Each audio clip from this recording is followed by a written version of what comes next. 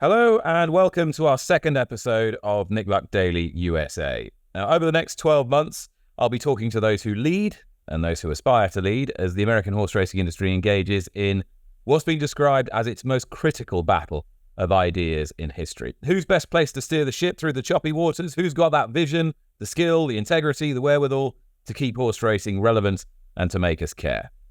And my guest today is the chairman of the Jockey Club, Stuart Janney III. He was born into the sport, and it was never a million to one that he would occupy great offices within it. His grandmother, Gladys Mills Phipps, was the doyenne of the sport for half a century, bred Bold Ruler, the sire of Secretariat, and Seattle Slew. His family were at one time responsible for Seabiscuit. His parents owned a racing stable that produced the Hall of Fame filly Ruffian, amongst many others. And while he succeeded his father willingly into the law, his passion for horse racing was a slightly slower burn. But realizing a responsibility on his father's death in the late 80s, he pressed on, and his enthusiasm grew so much so that he was rewarded with a Derby winner of his own when Orb cemented the long association between his family and trainer Shug McGahey. But his passion has ended up stretching beyond the barn and into the sport's corridors of power. He's been particularly visible of late as a key driver behind the establishment of the Horse Racing Integrity and Safety Act and through his tireless efforts on drug testing and medication reform.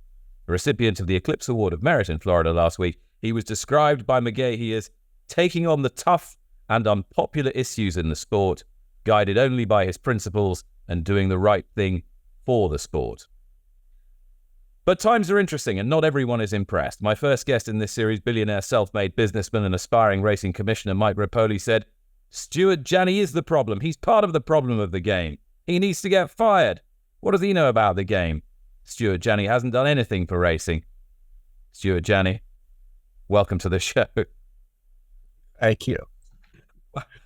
What do you feel when you hear the assessment of Mike Repole? Let's get that out of the way first. I've never thought that you got anywhere by spending a lot of time listening to people criticize you. I think you analyze it, you see whether you think it's fair. There have been times, certainly, when I've been criticized where I thought it was fair comment. I'm not sure with him that's true. Just a couple of very quick things to say. When you did have him on your show, he said he supported HISA. Well, we've done that. And we never heard from him when we went through that process, which took more than 5 or 6 years to get done. He said he supported the mayor cap. Never heard from him. And that's in contrast to his sometimes partner, Vinny Viola, who was incredibly helpful on both those things. So, my view is you get things done and let things, let people look at them and decide how they feel about it. But just talking about it doesn't really get things done. Is it possible that you're actually two sides of the same coin, even though you are born and bred into the game, and Mike Repole is Mike from Queens, the self-made billionaire who's done incredibly well through his business exploits, that in fact that you would both stand by the apothem, you're not going to make an omelet if you don't break any eggs? Oh, I think that's true. A lot of eggs have been broken over the last decade. I think our progress has been incremental. I would say that there's always a seductive allure to great leaps forward, and when they're possible, I'm all in favor as long as you're going in the right direction. When I first got into the sport, there was a huge amount of talk about commissioners and about owners running the sport, and I was part of those discussions, and they really didn't go anywhere. And my own time is going to be spent accomplishing the things that can be accomplished within the foreseeable future. And what I tried to say at the Eclipse Awards was, we're learning how to get along as an industry. Out of HISA, there's pretty much a weekly meeting of the important groups in racing. I'm not part of it. Jim Gagliano at the Jockey Club is part of it, but It would have the Breeders' Cup, it would have the tracks, it would have Tom Rooney, etc. And they go through the week and they decide what things are important and how we should react. Now, that is a far cry from where we were pre-HISA. And I hope that that kind of behavior is going to translate into other things. For instance, the Jockey Club commissioned a study by McKinsey of how do you organize post times.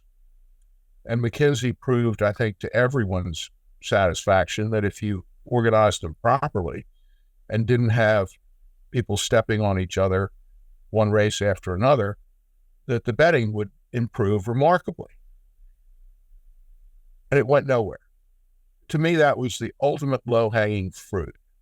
I would hope we revisit that because I think that it's still low-hanging fruit. But I think that people have to learn how to communicate and cooperate. And so that's what I've tried to push in my tenure at the Jockey Club. It's quite interesting that as fundamentally someone who appears to be conciliatory by nature, you should have divided opinion so sharply, particularly in this last 12 months. Just before I move on, is it true that your children actually fast forwarded through the Repole episode just so they could get a laugh out of hearing the roast? That's true. I think that speaks to the good relationship I have with my children. And I assume that they have thought that I was infallible and that this was some indication that maybe that was not true and they needed to absorb it. If something else is the case, I don't want to hear about it. Can we dial it all the way back? I was doing a little reading and I said that given the family you were born into, your own interest was a bit of a slow burn. Is that right? Well, I grew up around horses. I mean, one of the fondest memories of my childhood was every night in the spring and summer, we would leave the dining room table and walk out in the fields where the hunters were, or some of the mares were that were part of the racing operation, and just feed them sugar. And, I can remember lying in the grass and having all these horses around me. So that was a part of my upbringing. My father was a great race rider, and I decided that I would never be the race rider that he was. I was probably a little tired of very nice older ladies saying, "Do you ride like your father?" And the answer had to be no. But I grew up in a community where people perceived that your interest in racing started by being on the back of a horse. And after about the age of 12, that's not where I could be found. So, I think people were a little bit surprised when I did take it up, but I'd always cared and vicariously cheered on my parents and knew what they were doing and saw how much they enjoyed it. And when my parents died, which was pretty much at the same time, I thought about whether I should just disperse the stable. And I knew that if I did that I'd never take it up again. So I thought I'd give it a try. I was very busy on some other things. And frankly, it schedule-wise didn't suit that well. On the other hand, I almost immediately got into a wonderful association with my Uncle Ogden Phipps. Funny story there. He came and said, "Look, Stuart, you don't know everything you probably need to know about this. I'd love to be your partner on whatever horses that you'd like to make me a partner on. And maybe Denny, my cousin, he can be the other third, or he can be a quarter and you can be a half and whatnot. The only condition I have is that I'd like you to use my trainer, Shug McGahee, and you keep the trophies, and I will only give you advice. I will never give you advice that you don't ask for." It was a wonderful association.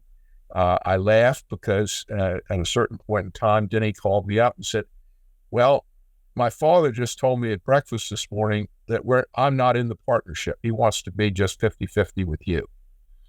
So that's the way it was for the longest time on certain horses.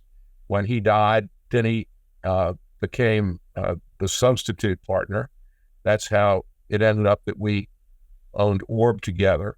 But, those were associations that made certain that I was going to love this sport. Sugar and I have been together for forever, it seems. My wife laughs that I don't really talk on the phone very long to people, but the two of us seem to figure out a way multiple times a week to spend lots of time talking about horses and life.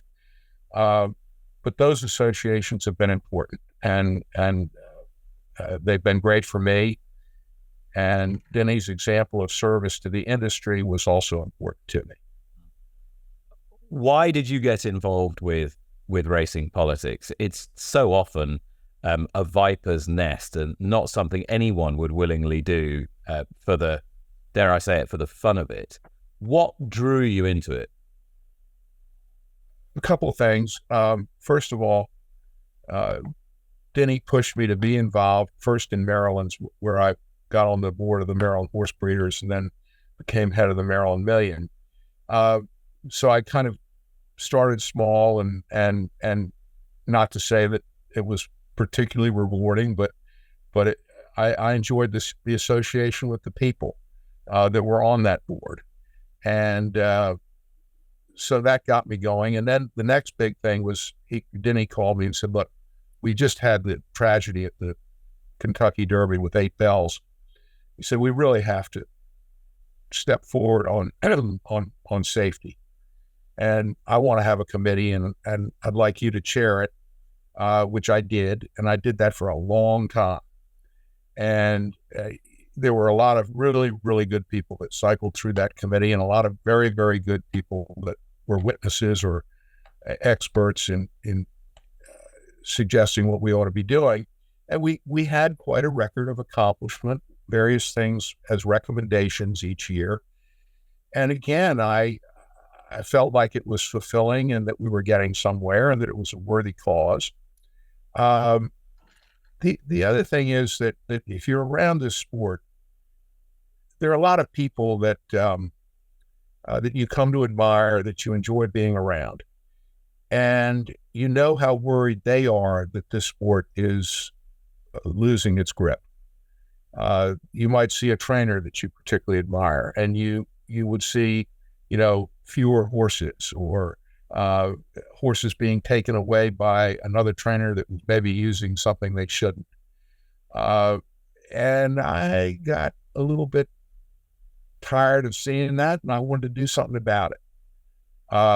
So I got kind of dragged in. And then I got to the, position of being either vice chairman or chairman of the Jockey Club.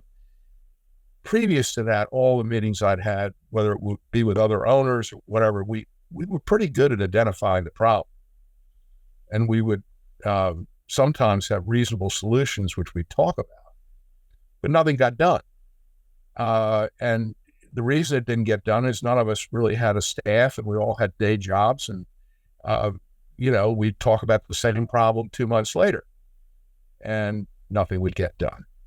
And I realized when I got to the Jockey Club that I had a very talented group of people, that there could be a meeting, there could be a list of things that needed to get done, and they'd get done, and they'd get done really well. And that's pretty much my operating style, is to delegate to good people and, hopefully encourage them, make sure they got the resources. And when they're in difficult waters, to be decisive and maybe a calming influence. So that's sort of what the story is.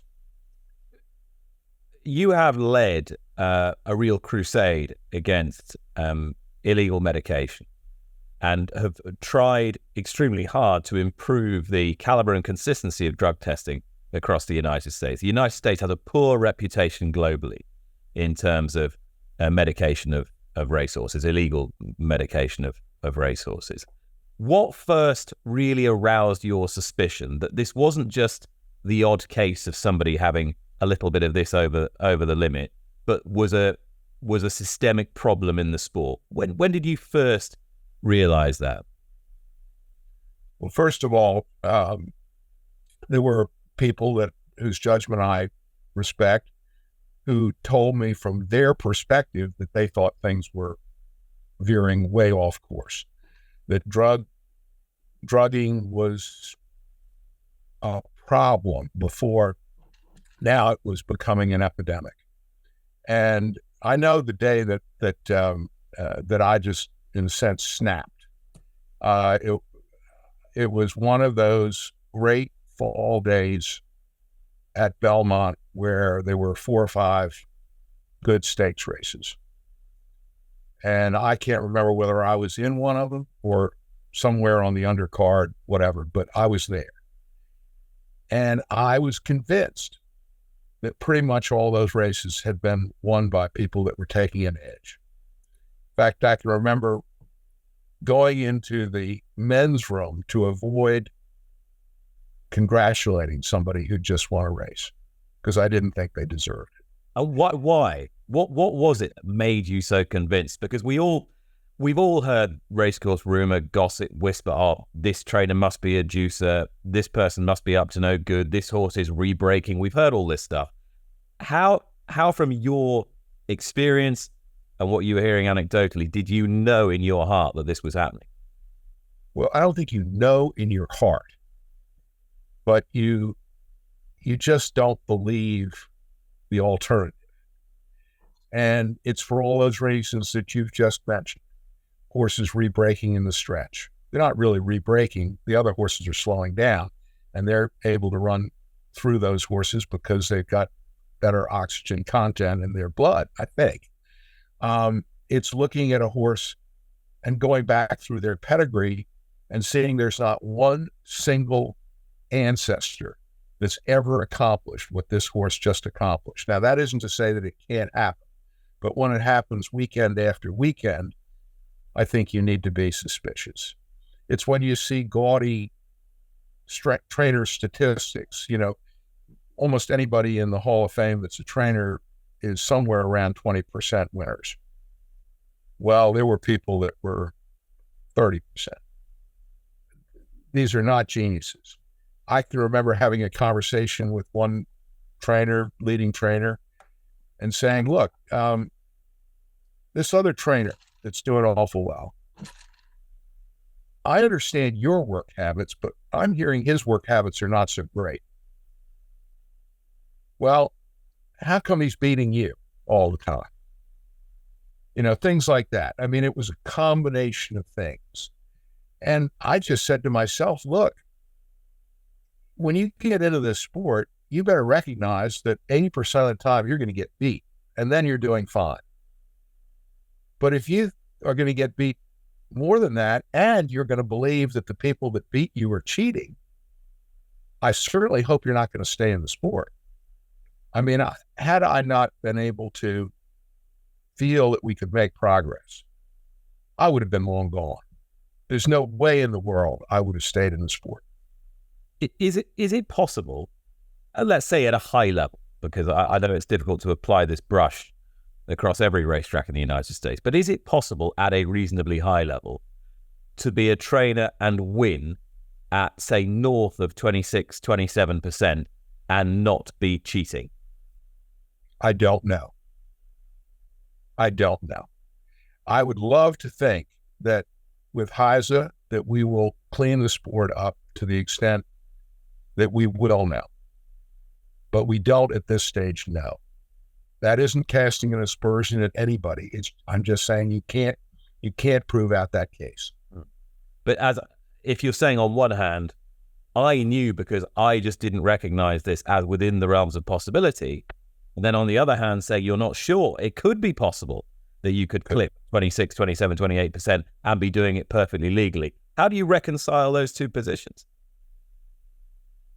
I think you do what we did. You go out and find some people to investigate and either prove out your case or tell you that you're fears were unfounded. That's exactly what we did. To finish the story, I came back and out of that day at Belmont, and I called Jim Gagliano on Monday morning, and I said, I've had enough. We have to do something. And Jim said, well, what should we do? We can investigate. We can go to the New York Racing Commission.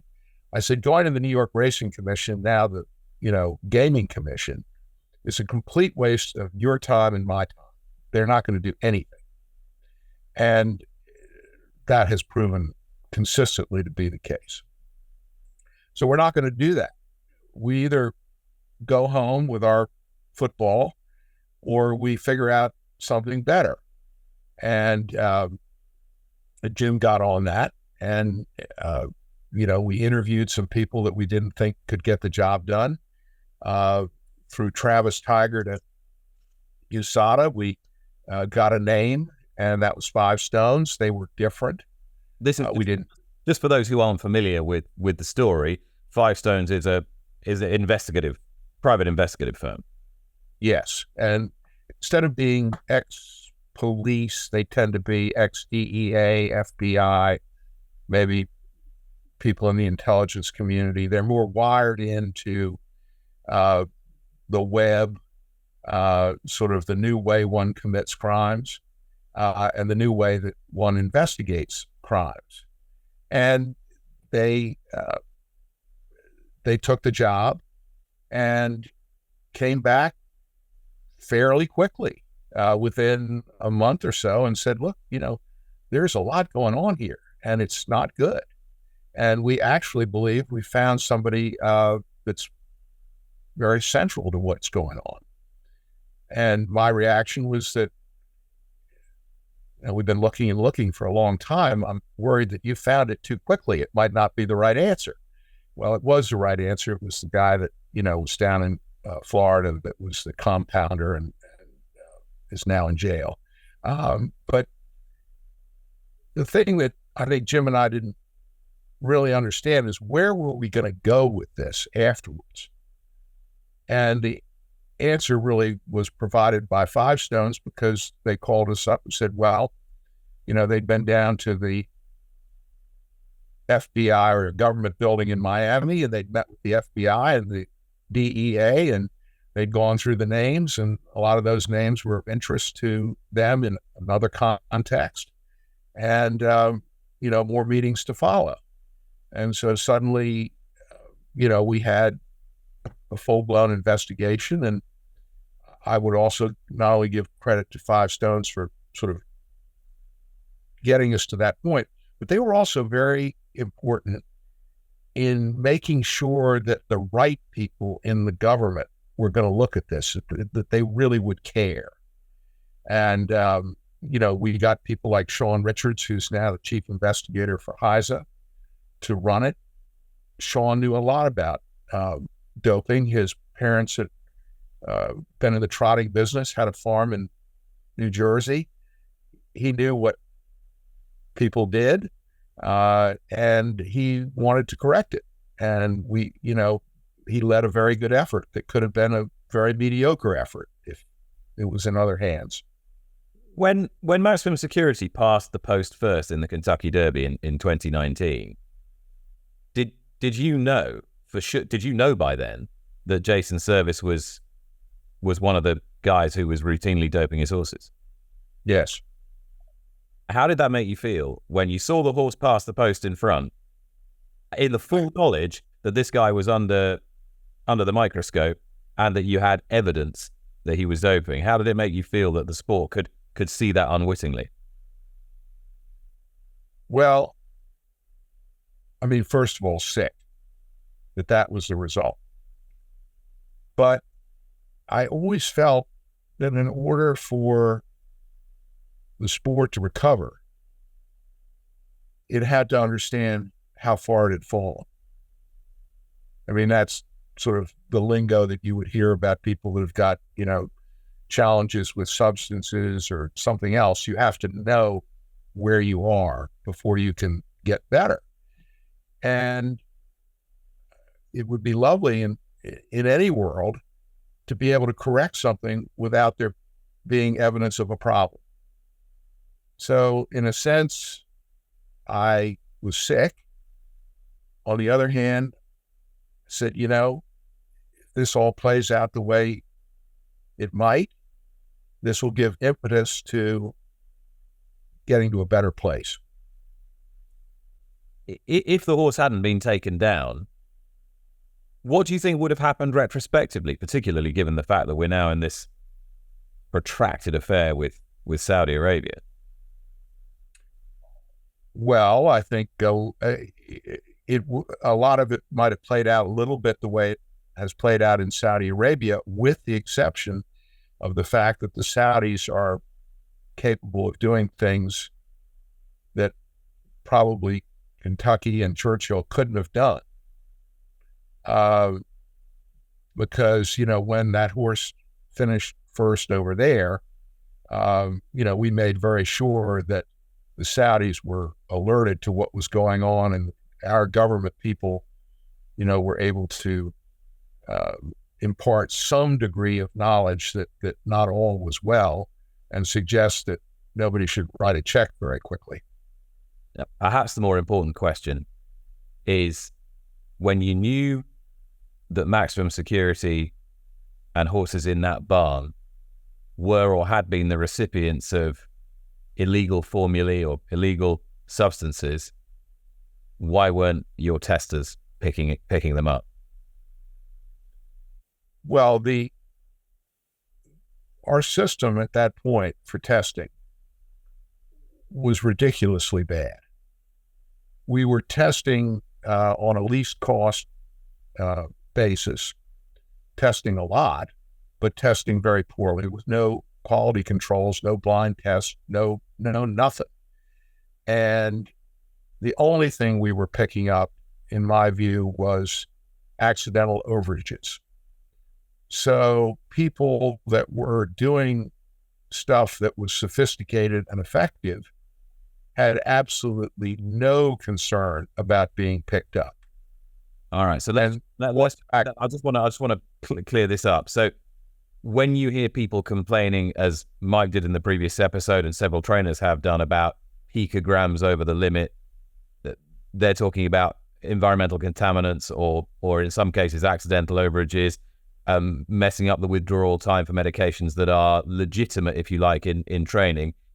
You accepted that all of that was being picked up, but not anything that was actually, some of it was picked up in a drug.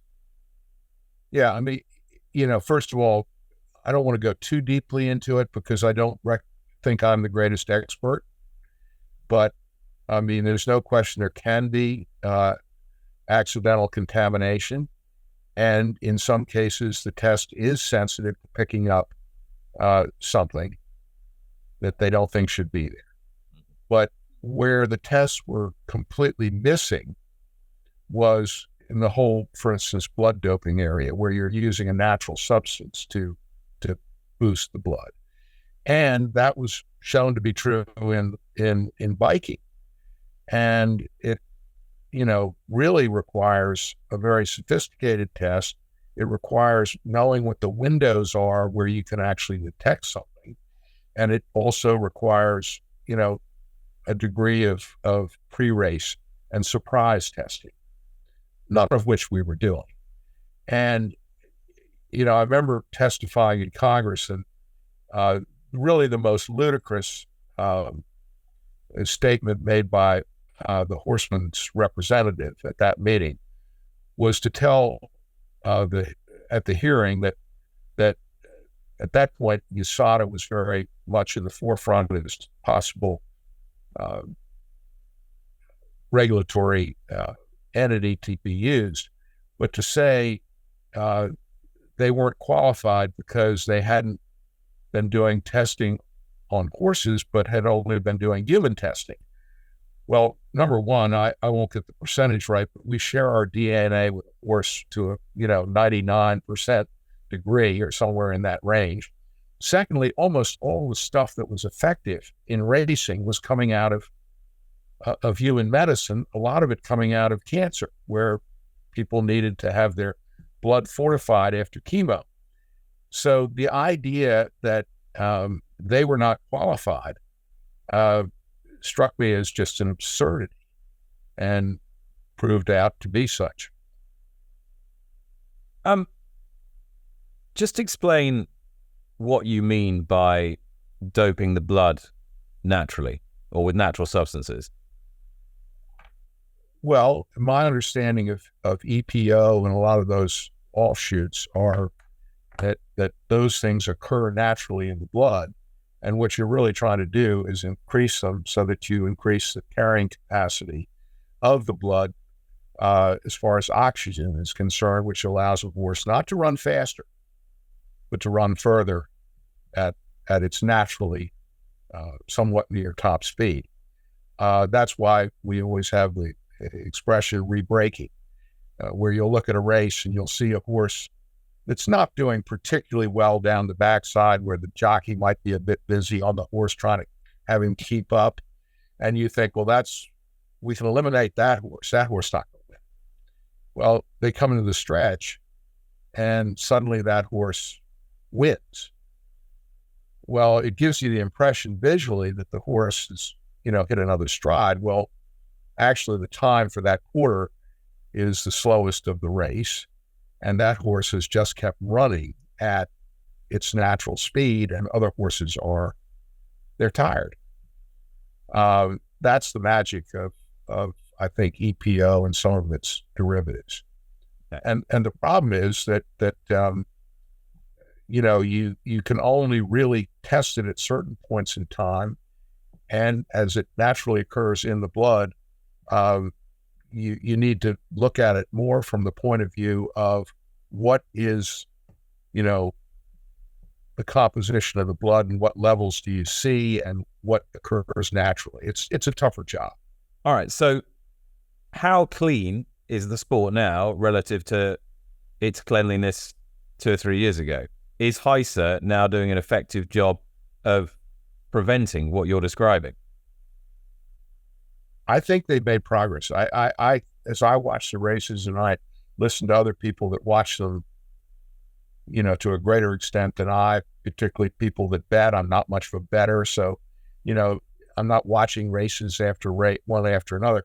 But yeah, I think we're making a lot of progress. And are they specifically testing for EPO at the right point across the? I don't know, Nick. I mean, not my job.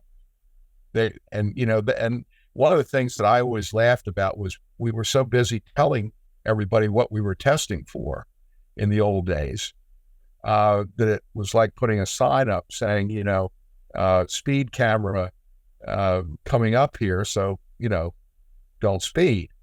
It would have been better, I think, to have caught a few people if we could have, and I would certainly encourage HISA to be fairly circumspect about what they're testing for and how they're testing it. What about uniformity across the key racing jurisdictions? Has that improved significantly? Oh, significantly, yes. Yeah. I mean, we started out years ago saying there were too many labs. Some labs were no good at all. HISA's made a very concerted effort to narrow the number of labs and to introduce quality standards. To me, it's not a coincidence or a strange occurrence that the New York lab is not being used anymore. I think that they're making a very good effort in the states where they're regulating to have the best labs. Let me talk to you about Bob Baffert and Churchill Downs and the situation that we currently find ourselves in as a sport, because we've all been drawn in to the dispute between Churchill Downs and Bob Baffert. Given the fact that his initial suspension elapsed, what do you make of Churchill Downs' unilateral decision to maintain the ban on Baffert-trained horses running in the Kentucky Derby or qualifying for the Kentucky Derby? I'll preface my remarks by saying this is one where I really don't have a dog in the fight. There have been occasions where I guess Mr. Baffert has thought that the Jockey Club did have a dog in that fight. I had a peripheral interest as a board member at NYRA, because NYRA was also involved in what to do about it. My understanding is that Churchill has given him a list of things that he needs to do, and that maybe not all those things have been done. So the ban continues. We're in sort of this gray zone. The Baffert case is a transition matter between the old system and the new system at HISA. And HISA legislation says that HISA can't look back. So they're also pretty much not involved. Churchill obviously takes a very strong view about their property rights and their ability to have the people on their property that they want to have and not have others. At NYRA, we've also felt the same way, that was very important because in the past, we had no particular faith in the regulatory people to police what was going on the backside. But now you do, Stuart, have faith in the regulatory process. Now you do. So I think if we as a sport have faith in the regulatory process now under HISA, surely it's undermining that regulatory process if you've got a property like Churchill Downs continuing to act with impunity. Well, they're acting over an incident that occurred before HISA. Yes, but they've had ample opportunity subsequent to the initial ban to now say, right, we are prepared to shelve in with the HISA regulations, the initial ban. HISA really had nothing to say about what went on with Baffert during that period surrounding, Medina Spirit, etc. They don't. I mean, that's right in the law. And so do you see how this looks at best anachronistic and at worst quite petty to the outside world? Everybody can have their own view. I know that having watched what happened both in New York and in Kentucky, had Bob Baffert had a different legal strategy, he would be back in good standing in Kentucky, and that is my view. And that's your view. That's your view as a lawyer rather than as a regulator. As a lawyer, yes. All right. So where did he go wrong, from a legal perspective? Well, I don't want to. I can't make another man's case for him. I'm not going to do that. I haven't practiced law for a long time. I don't think I've got my lawyer's insurance card in place. So have you not just answered my question in a roundabout way? If you think fundamentally he was let down by his own legal team, then does that not further add substance to the view that, in truth, this ban should not be continuing and it's not really good for the sport? Is it good for the sport that some of its best athletes are not running in its best race? I think it would be great if, the best horses were running in the best races, etc. But I don't think that Churchill was wrong to give him a list of things that needed to be done and said, particularly after what he did say at the very beginning of the incident. So, again, I will say I'm not going to really get too deeply into the weeds, and I'm quite pleased that I don't have a dog in that fight. Okay. In terms of New York, in terms of NYRA, you definitely still do have a dog in that fight, right? He's back racing it at NYRA. Yeah. There was a hearing. I think that it was very important for NYRA to prevail in that hearing because it did raise the question of our control of our place, of our property. And it was a complete and utter success for NYRA. It was very well argued by our attorney, and there was a very good hearing officer that was a retired judge, and we prevailed completely. So that's fine, and that's behind us. But he's fulfilled his obligations to stay off the property, and he's back in good standing. You've taken a few brickbats this year for appearing on the 60 Minutes documentary, the CBS 60 Minutes documentary. People accusing you of effectively dancing with the devil or shorting horse racing stock, whichever analogy or metaphor you choose to use. How would you respond to that? Well,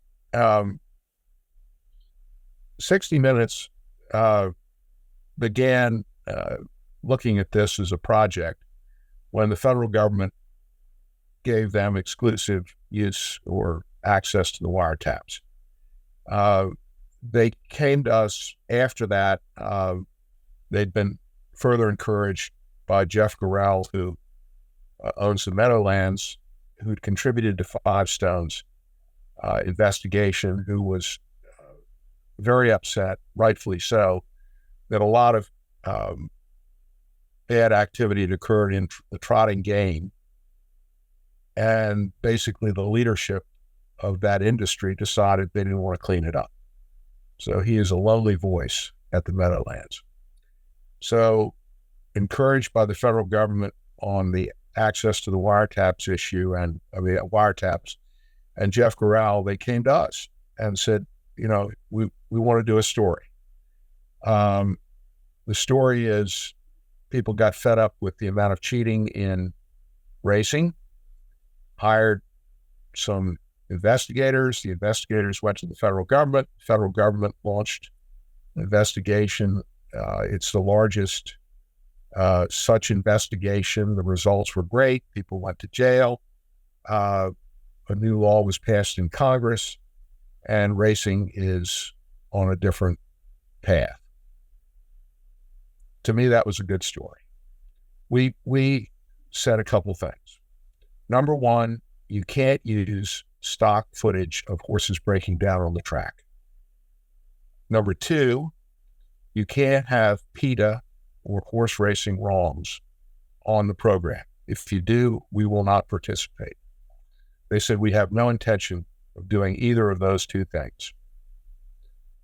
So, there were various meetings. Unfortunately, at about the same time that they were preparing to do interviews, 12 horses died at Churchill during the run-up to the Kentucky Derby. And it was the biggest story in racing because every correspondent who doesn't care about racing the other weeks of the year was sitting at Churchill Downs. So it was a huge story. They came to us. I have to give them credit. They were honest. They said, look, this has become part of what we have to do. We can't walk by this story. We said, we understand. So they interviewed me right before the Derby. They interviewed me for 3 hours. 2 hours was the original story.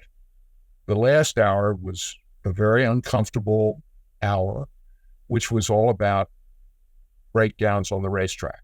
And they had, because as you can imagine, they're coming to this story. For the first time, they had some maybe simplistic ideas about what it was. And I tried to say, no, it's not that. It is many different things that can contribute to a fatal accident. They thought racing 2-year-olds, because they'd been told that was a dangerous thing to do. I said, no, it's not. But anyway, long story short, they interviewed me on that subject. They also went out and spent the entire morning at Shug McGahee's stable and at Belmont, taking pictures of horses getting a bath, exercise riders getting their instructions, etc. So I really do think that their intention was to make this much more a story of racing improving than it was a hit piece. The next thing that happened just when they're editing the story is we lose 2 wonderful horses at Saratoga right at the finish line in big races with packed crowds. And we never really heard from them again. They were doing their editing, et cetera, et cetera. But unfortunately, when we said you can't use stock footage of horses breaking down on the racetrack, they didn't need to. They had the races at Churchill. They had the races at New York.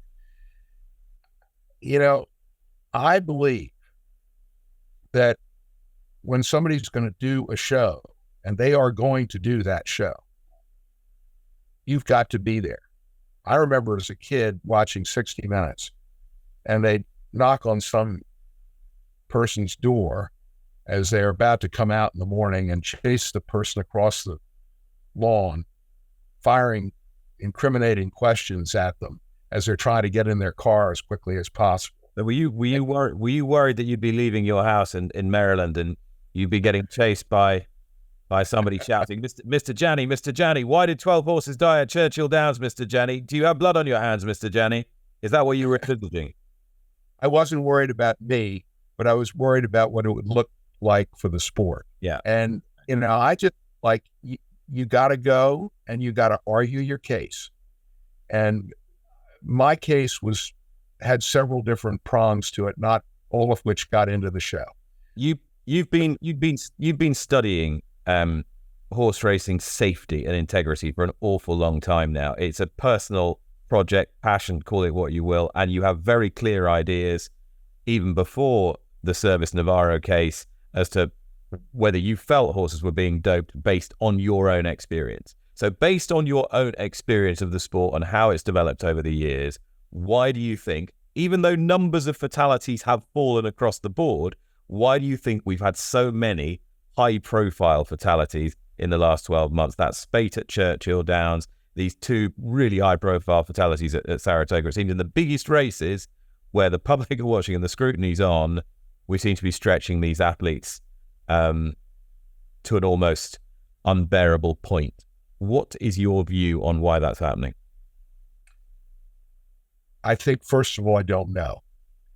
I think probably a certain amount of it is bad luck. We're just now finishing a study that we have commissioned from McKinsey to look at all this. Not in the sense that McKinsey is the world's leading expert on horse safety, but they're really, really good at statistics and breaking things down and what statistic tells a story and what statistic is just noise. You don't think this is medication related? We all know that there are two ways that medication's used, if not more ways, but certainly one is to produce, a horse that will finish first, and one is to mask pain. And they actually are pretty much interrelated, because a horse that is in some degree of pain is not going to finish first unless there's something done to mask that pain. And, how that's being done, we all have our stories about seeing horses that come off the track not looking completely sound on Tuesday and turn in a masterful performance on Saturday. That's a part of racing. So that's certainly part of it. I think that track surfaces are an important part. Is dirt racing done? Is that done? Do you believe that in the next decade? Well, not to get ahead of McKinsey, but what I think is being said is in areas where you've got big weather changes, where you've got temperature changes, rain, no rain, etc., keeping a dirt track safe is a real challenge. And Glenn Kozak, who I think is as good as anybody in New York, would say that. And keeping a synthetic track safe during that period is a much easier task. So no question that in lots of ways, synthetic is safer. But I don't know whether that means that dirt tracks are finished. I don't think they're finished next year, but I do think that, if you wanted to bet on what we'll be doing more of 5 years from now, I would take the bet on synthetics. in lots of ways, it helps from a business point of view too. Couple of examples. Navarro will leave Aqueduct in a couple of years.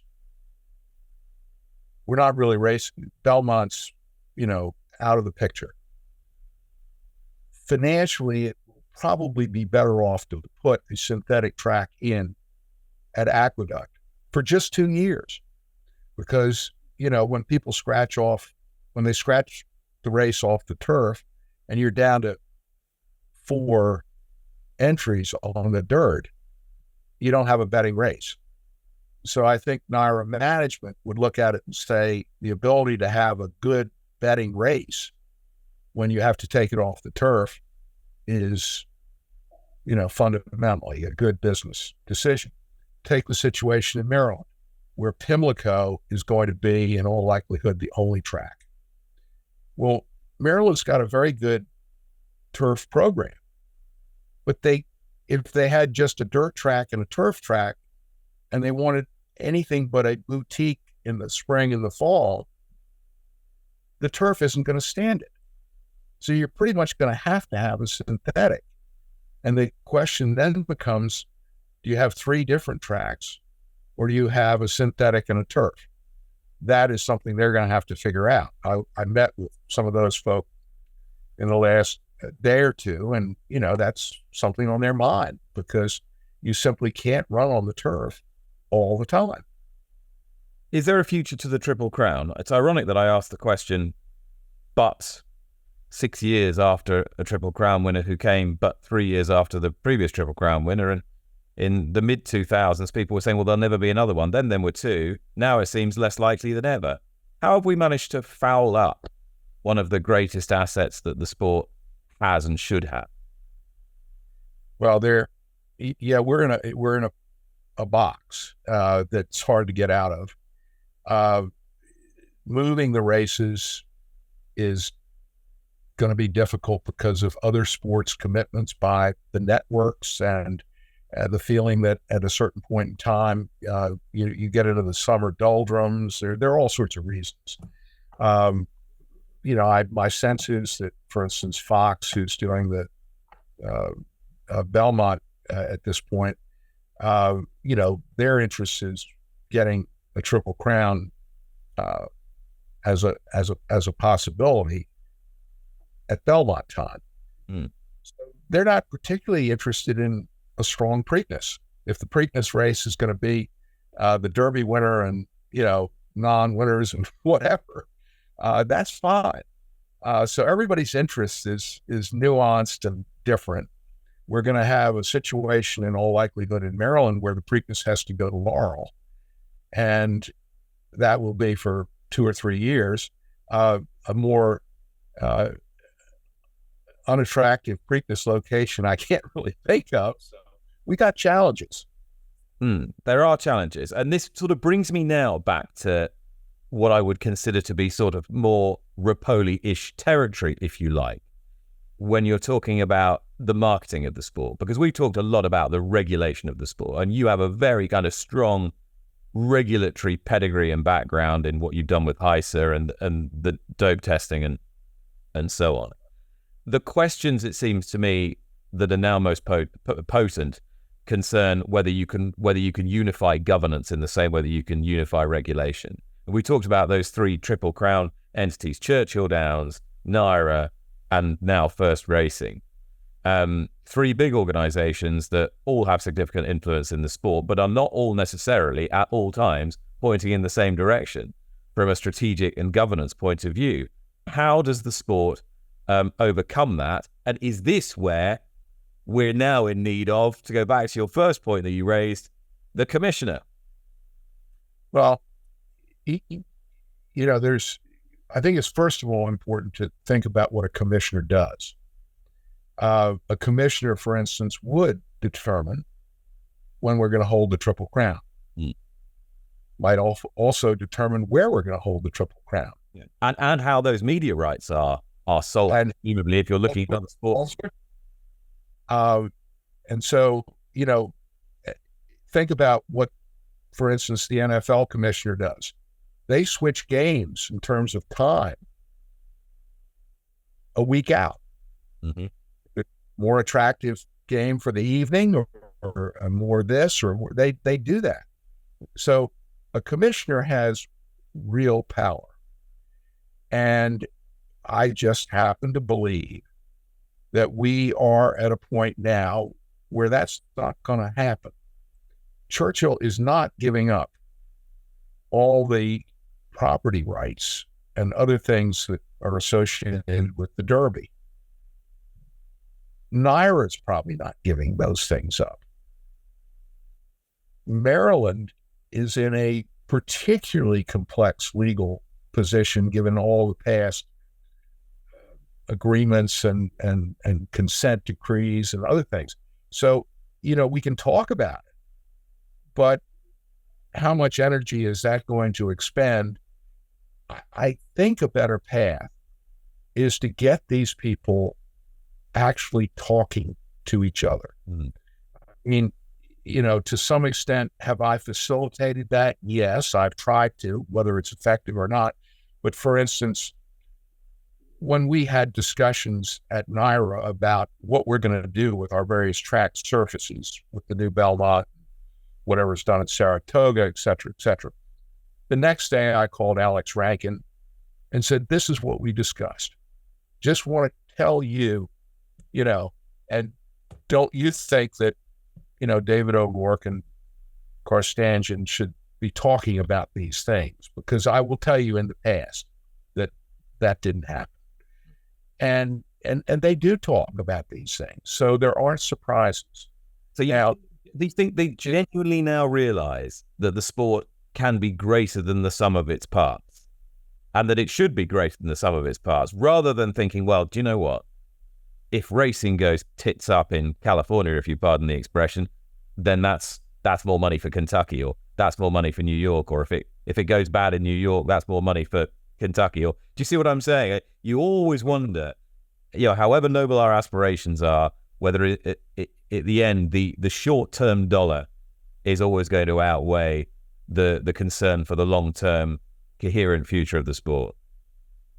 I completely agree with everything you've said. I think that there are moments where people take that short-term view, that money out of his pocket is money in my pocket. I raise my purses. He has short fields. I get the best jockeys, the best trainers, and off I go. Yes, that goes on, and it is very destructive. I mean, think about what we've gone through over the last 30 years. When I got into this sport, yes, if you think of a stallion farm or whatever as a factory, the biggest and best factories were in Kentucky. But there were some pretty significant factories in Florida, Maryland, California, etc. Most of that has gone away. They are not there. The factories are in Kentucky. I mean, we've seen foal crop in the aggregate diminish, but we've seen it regionally diminish more. And so, you don't have, I should have put in New York too, you don't have what you did have in these other states. Now, it's wonderful that these factories are to some extent flourishing in Kentucky, but if nobody's buying their product, they're not going to flourish long term. And the other thing that worries me is that whenever people have gone to a state legislature to say, we need something for racing, yes, they want to hear from the chief executive of the track, but what they really want to hear from is the breeders, the guy that's racing, the sort of people that inhabit racing, the little guy and the person that's keeping open space or whatever it is, but those are the people. And in New York, we would not have a new Belmont without the New York breeders. In Maryland, I don't think we'd have a $400 million bond issue for a new Pimlico without the Maryland breeders. And I really worry at a time when we're getting a lot of money in these states to supplement purses that's coming from non-racing activity, in other words, gaming, that we have gone over a period of time from having a social license to be the only gaming enterprise to being one that is maybe the stepchild of sports betting and other things. And that's a long, gradual decline, but it needs to be reversed. And racing's got to focus on that, because racing in the United States is not going to be what we want it to be if it only exists in a couple of jurisdictions. It needs to exist on both coasts, and it needs to exist obviously in Kentucky, but it's really critical that it exists on both coasts. And most people would tell you that if they were to cast their eye 10 years ahead, they would have graver concerns about the future of racing in California because of racing's more perilous social license there than perhaps in other parts of the country. Do you genuinely believe that New York, Kentucky in particular, would give significant national assistance to California if it needed it? I don't know, but I do think that question's probably going to get called at a certain point in time. I mean, to some extent, HISA is recognizing the disparities in jurisdictions and wanting to keep things alive. I mean, New York is paying a whole lot more for its regulatory environment than, a state with a much lower purse structure. There are going to be other things that are going to occur where, the good of all needs to take precedence over the good of one particular place. Most sports have recognized that. Obviously, football does it probably better than any other sport. And the fact that those are the most valuable franchises should not escape anybody's attention. So is it fair to say then, given what you've just said, I mean, there's quite a lot of common ground here between these first two interviews, as I suggested at the beginning, that you actually think that Repole's right, but the execution isn't necessarily your cup of tea? Well, I think he's right about some things, about what is compelling about the sport, why you should be, a fan. I don't know that he's really come forward with anything by way of an actual plan, which, is important in the final analysis. And I think that you got to work with people. That's true in every part of our lives. And he's going to have to learn how to do that. Otherwise, he's not going to be terribly important to the discussion. I think the other thing that where I might differ would be to say that he keeps talking about the big owners, and the big owners are going to do this, and the big owners are going to do that. I was in those meetings 25 years ago with the so-called big owners. And the big owners are a very disparate lot. They all have their different agendas. A lot of them walk away from racing, do other things, etc. It's really at this point the two power centers beyond whatever organizations are around and about in racing. The most important other parts are the racetracks and the big trainers. I can remember being in Navarro board meetings when we were talking about Lasix. This was years ago, talking about Lasix, and all the so-called big owners in the room were saying, well, we're going to do this, we're going to do that. And then they went and talked to their trainers about what was going to happen.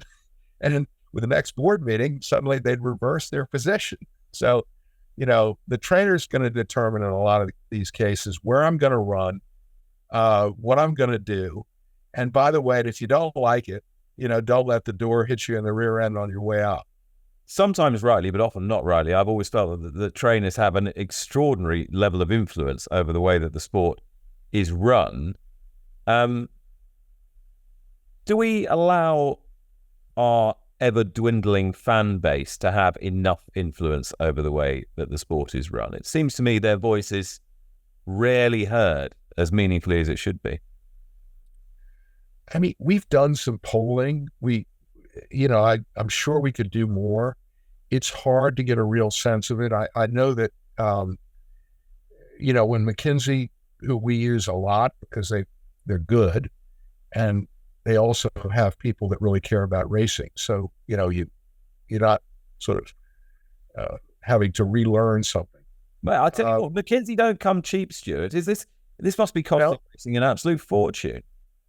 Well, yeah, I mean, you start with $1 million up for any of these studies. Is it worth it? Is this not something that? Yeah, it is worth it. It is worth it. I totally think it's worth it. I mean, this business of safety now that's coming back, they actually have decided that they didn't need to charge us the whole amount, that they got the answers they wanted at about 2/3 of the cost that we'd agreed to. So that's great. So I give them a lot of credit. But, when they,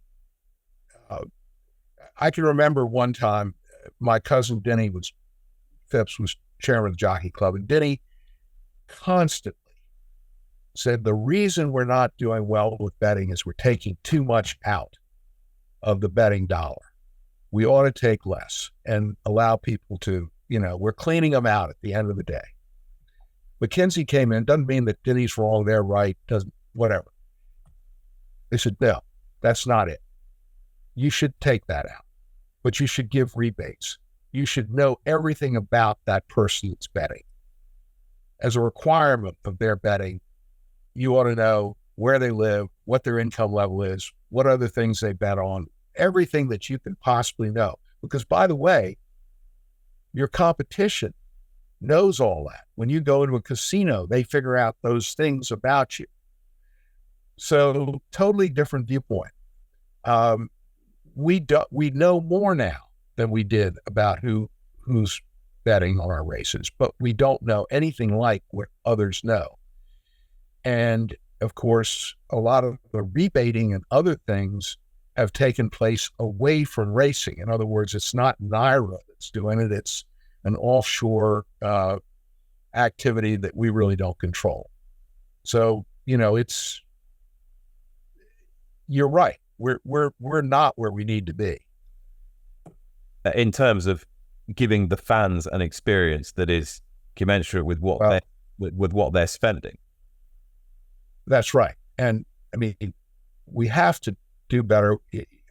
I think a very important moment in the sport's long history is going to be, what happens when Belmont reopens. From my point of view, the design is an absolute 10.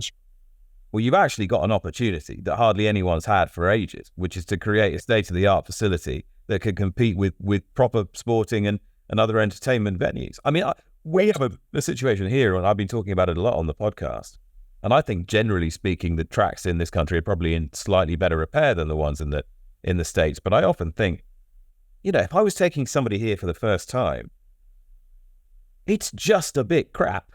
It's just not good enough relative to how good, your concert venues are now, for example, or your theatres are getting so much better than they were in the 60s and 70s. Our racetracks have stood still. There was a distinct moment last year when I was watching horses run for $1 million around a facility that, frankly, probably should have been bulldozed 40 years ago. And you're thinking, somewhere along the line, we've not got this right. It's supposed to be an entertainment business. You're right. We rely so heavily on the betting dollar, whereas a lot of other sports, and including steeplechase, jump racing in this country, rely on hospitality, on sponsorships, on all sorts of other things. We are way over on one end of the spectrum in terms of how we make our money. And part of it is that we don't have the facilities that suggest to a sponsor that they would like to send their clients out, for a day at the races. And that is a problem. It's being addressed in certain jurisdictions, but it is still, more of a problem than it needs to be. So what is the new Belmont Park going to look like? How's it going to be different? Well, I mean, it's going to be very airy. You're going to be able to move around. You're going to be able to go from the front side to the back side very quickly and easily, while still being in the building. There are lots of different entertainment spaces. And